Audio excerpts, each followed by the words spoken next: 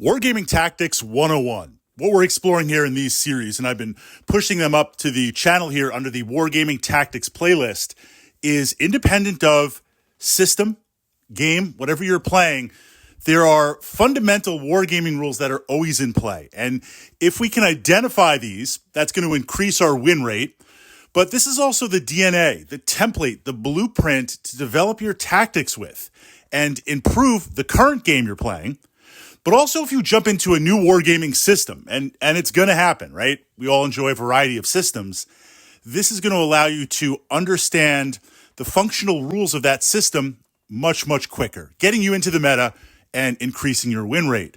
The overall idea behind this series is to give you the tools, give you the tactics so that your next game, this weekend, next Thursday, whatever that is going to be, we can get you that win. All right, we've got that framework. What we're jumping in here, this is a very high-level concept in that this is kind of like the one pillar, the one engine, that one piston powering all the wargaming systems.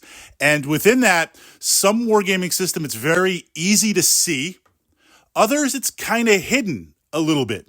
It's baked into the rules, while some are more mathematically focused. So we want to be able to understand this and identify it. The idea of removing units. When we start a wargaming system, and specifically, I should say, removing units based on attack strength to get the optimal result. So what this means in a wargaming system, we've got the miniatures, we've got the terrain, we've got the mission, and all those visuals are important. That's why we're doing this wargaming thing. But behind the scenes, through the dice, through the mechanics, through the rules, this simulation, there's certain operations being performed, and we want to maximize them. And one of them is removing opposing units.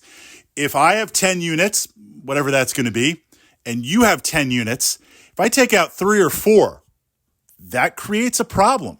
You're not going to be able to remove my units as efficiently as possible, and that could be through artillery, shooting, magic, laser blasts, whatever that's going to be in the narrative.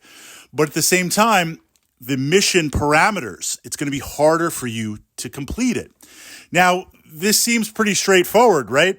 Blow more of you up than me, yes, but going about it efficiently is very, very important.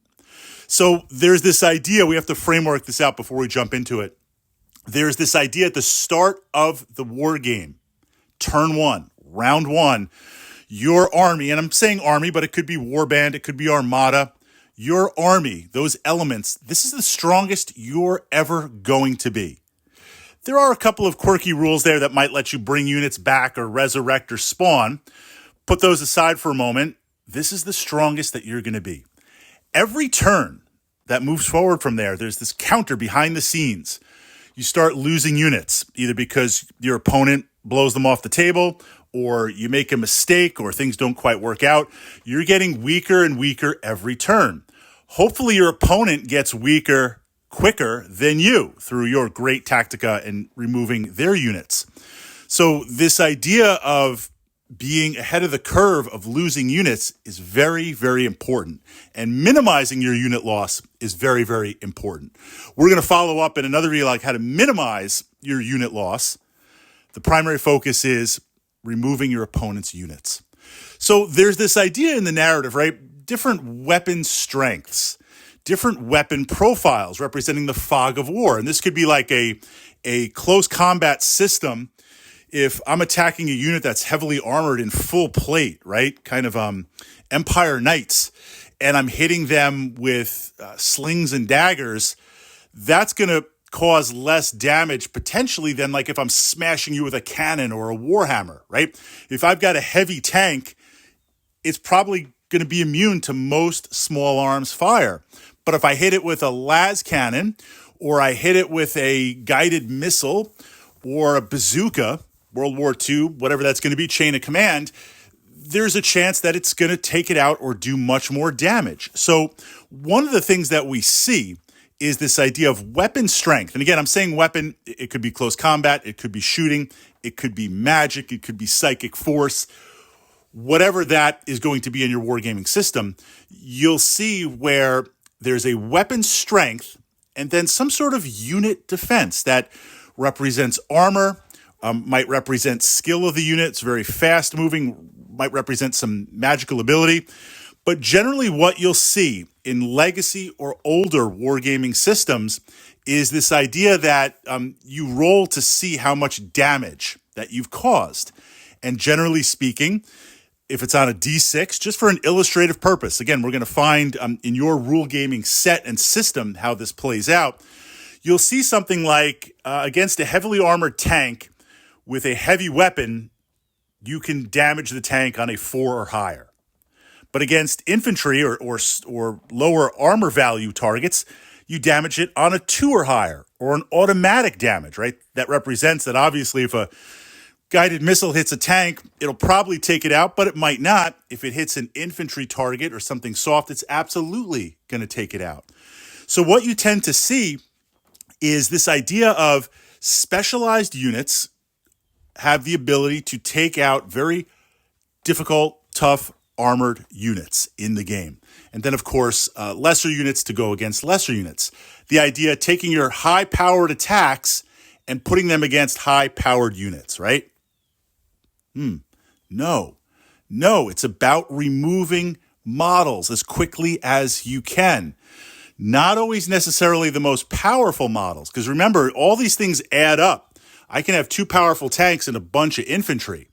Those tanks are very, very powerful. They represent a significant battle value buy-in, whatever that force is going to be.